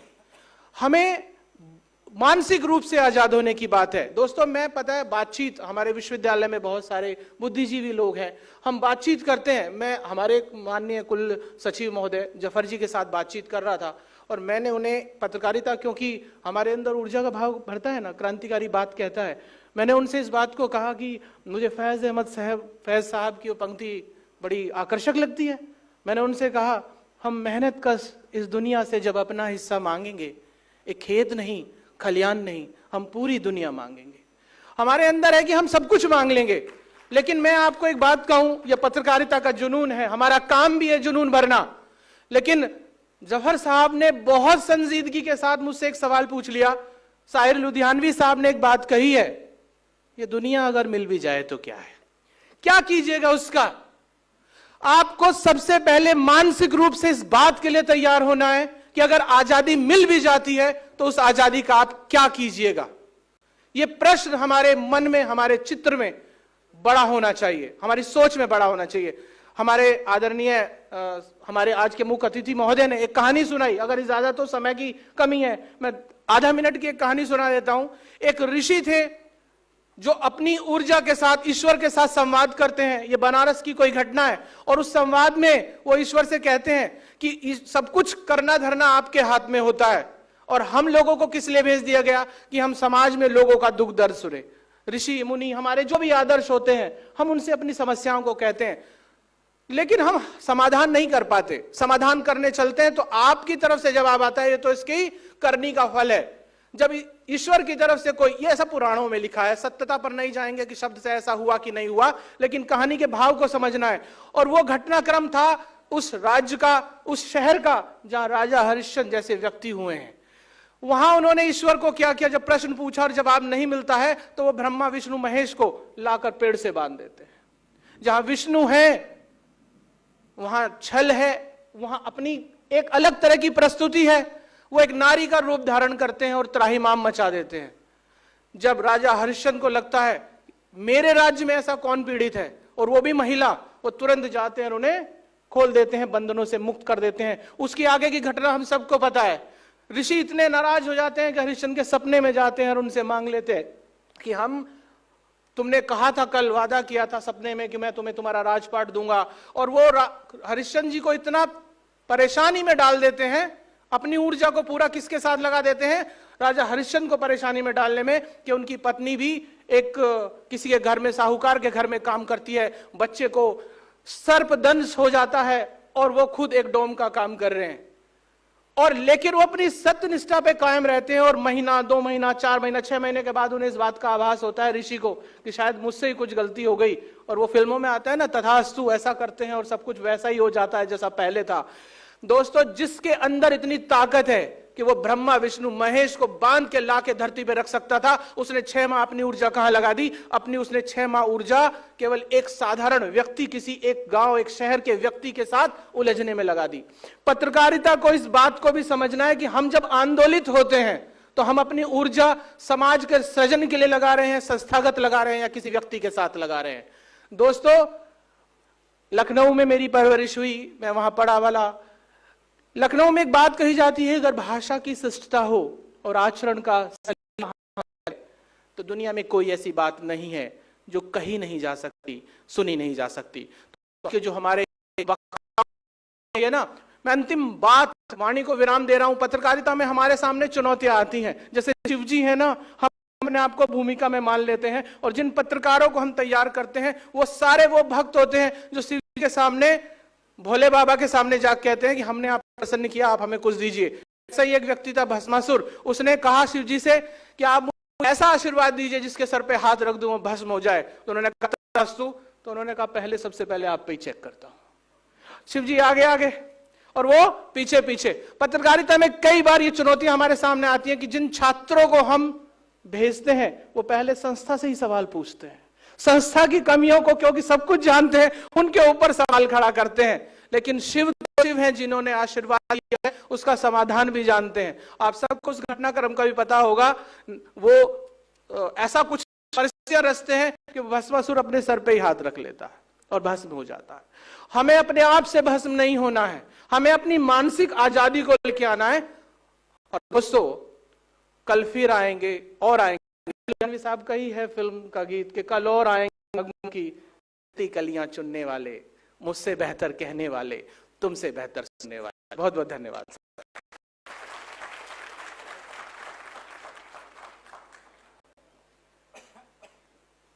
बहुत धन्यवाद सर। आपका ये मार्गदर्शन, आपका नेतृत्व ही पत्रकार विभाग को लगातार ऐसे सफल कार्यक्रमों को आयोजित करने के लिए प्रेरित करता है। आपके नेतृत्व में